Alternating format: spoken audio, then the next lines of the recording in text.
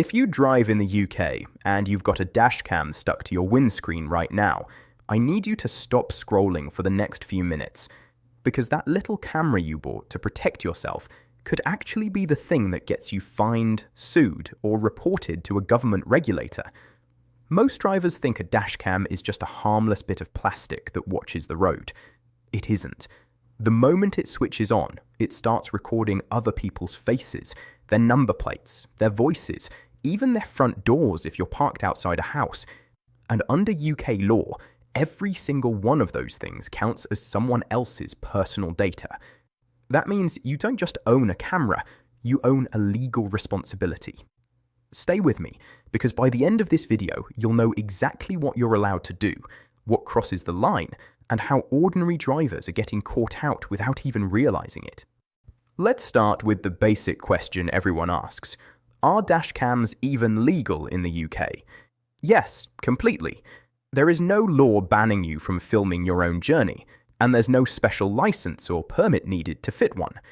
Insurers love them. The police accept the footage, and over 2 million drivers now have one running every time they get behind the wheel. So if dashcams are legal, where does the trouble actually start? It starts the moment your footage shows another identifiable person. That's the line.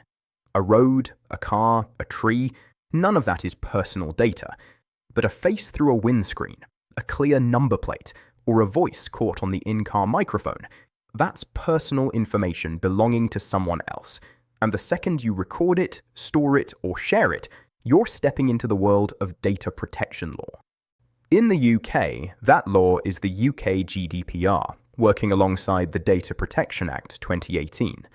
These aren't new rules invented for 2026, but what is new is how seriously they're now being enforced, and how little awareness most drivers have about them.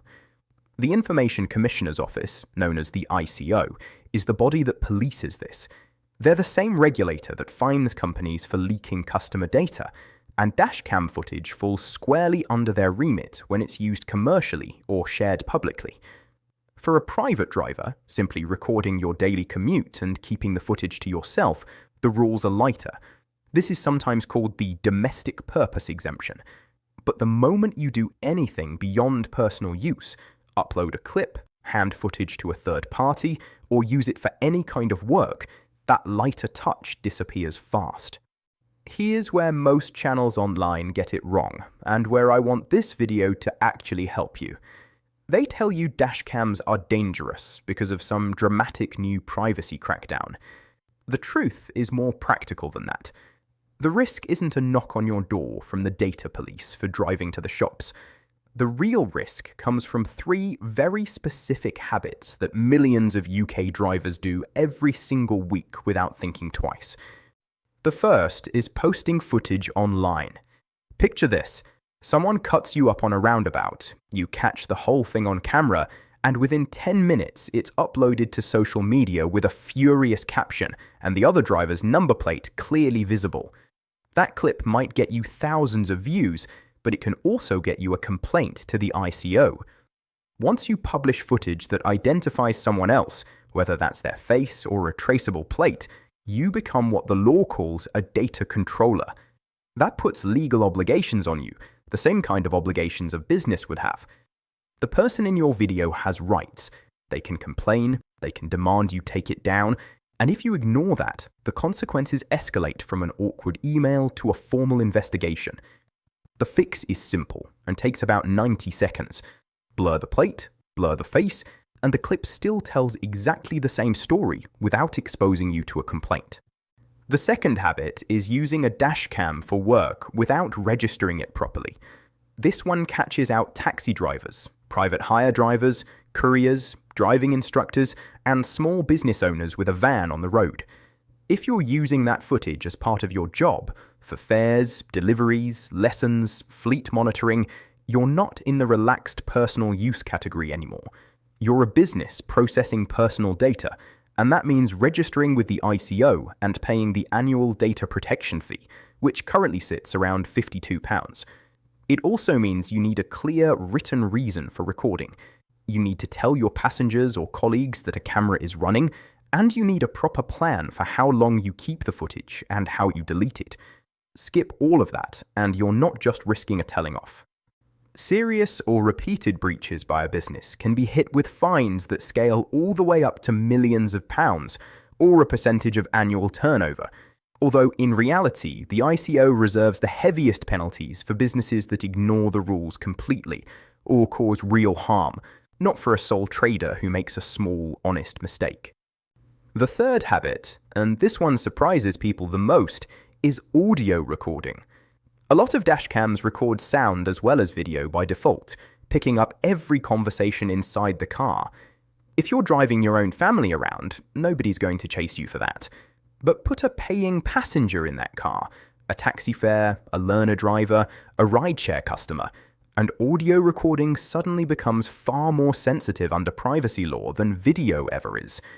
Conversations are considered more intrusive than images, because people don't expect their private chat to be captured and stored.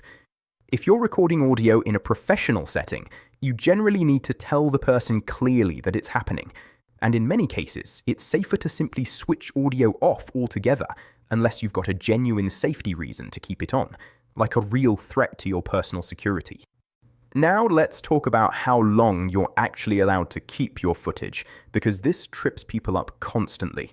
The golden rule under data protection law is that you shouldn't hold on to personal data for longer than you need it. For most everyday dashcam use, that means routine footage with nothing interesting in it should be deleted within days or a couple of weeks at most, not left sitting on an SD card for months on end just because there's storage space available. If something does happen, a near miss, a collision, an incident worth reporting, that's different. You can and should keep that specific clip for as long as it's relevant, whether that's for an insurance claim, a police report, or a court case. The principle is simple.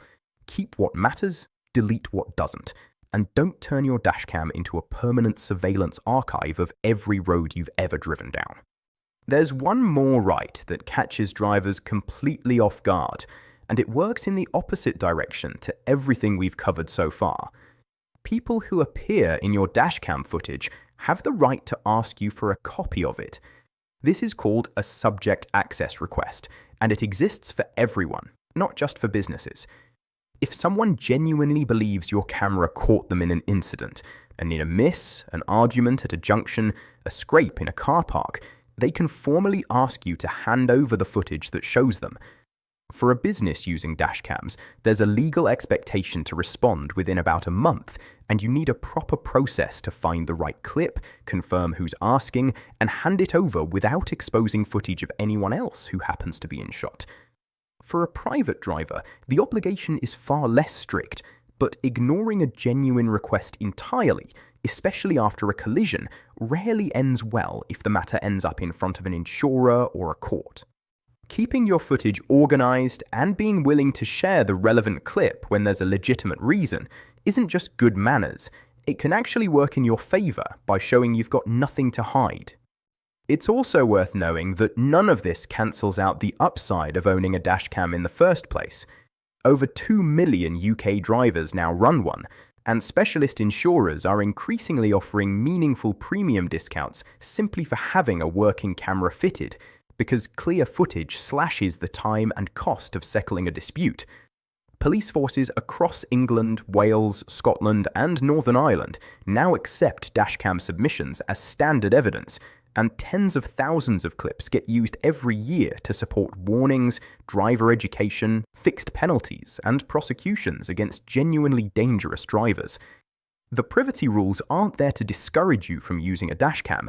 They exist because that same footage is powerful enough to identify real people, and the law simply asks you to handle that power responsibly. There's also a quieter trap that catches drivers who use parking mode, where the camera keeps recording even after you've parked and walked away. If that camera is angled toward your own driveway, that's generally fine. But if it's pointed at a neighbour's front door, their windows, or anywhere they'd reasonably expect privacy, hour after hour, day after day, that starts to look less like a dashcam and more like unauthorized CCTV. And residential CCTV used without proper justification is exactly the kind of thing that generates ICO complaints from annoyed neighbours. The fix, again, is simple. Angle your camera at the road and your own property, not at someone else's front window. So what does staying on the right side of all this actually look like in practice? First, mount your camera correctly. This matters for two completely separate reasons. Legally, your windscreen has what's called a swept area, the patch the wipers clear, and under the construction and use regulations, you're not allowed to obstruct your view of the road. Stick your camera in the wrong spot, and you're not looking at a privacy issue at all, you're looking at a straightforward fine and penalty points for an obstructed view, on top of an MOT failure. Mount it behind the rear view mirror, or tucked into the corner of the windscreen, out of your direct sightline. Second, know your category. Are you a private driver, recording your own commute, or are you using that footage for any kind of paid or professional purpose? That single distinction decides whether you need to register with the ICO at all. Third, default your audio off, unless you've got a specific reason to need it, and tell people when it's on. Fourth, set a sensible deletion habit. Reformat your memory card regularly, and don't let years of irrelevant footage pile up. Fifth, and this is the one rule that solves almost every problem at once, never publish footage publicly without blurring faces and plates first. It takes 2 minutes with free software, and it removes almost all of your legal exposure in one move. It's also worth knowing what to do if your dashcam actually captures something useful. If you witness dangerous driving, a hit and run, or a collision, most UK police forces now accept dashcam submissions through dedicated online portals, sometimes referred to under schemes like Operation Snap. Submitting footage directly to the police is exactly the kind of responsible use the law is designed to support. It's the public posting and the unregistered commercial use that creates risk, not handing evidence to the people who are actually meant to deal with it. Here's the bigger picture worth remembering before you switch this video off. Dashcams genuinely do protect drivers. They cut insurance disputes down from weeks of arguing to minutes of watching a clip. They've helped convict dangerous drivers, settle hit-and-run cases, and prove who was actually at fault in situations that used to come down to one person's word against another's. None of what you've just heard means you should rip your dashcam off the windscreen. It means you should use it the way it was designed to be used, as a quiet, responsible witness, not a tool for public shaming or a 24-hour surveillance system pointed at your street. Follow the basics, mount it properly, manage your audio, control how long you keep footage, and think twice before you hit upload, and your dashcam stays exactly what it should be, a safety device, not a liability. If this video helped you understand exactly where the line is, do me one favour before you go. Hit subscribe to UK Fines Alerts, because this channel exists to keep ordinary drivers ahead of exactly this kind of rule change. The stuff that doesn't make front page news, but can absolutely cost you money if you don't know it's coming. Turn on notifications so you don't miss the next one. Drop a comment and let me know if you run a dashcam and whether any of this surprised you.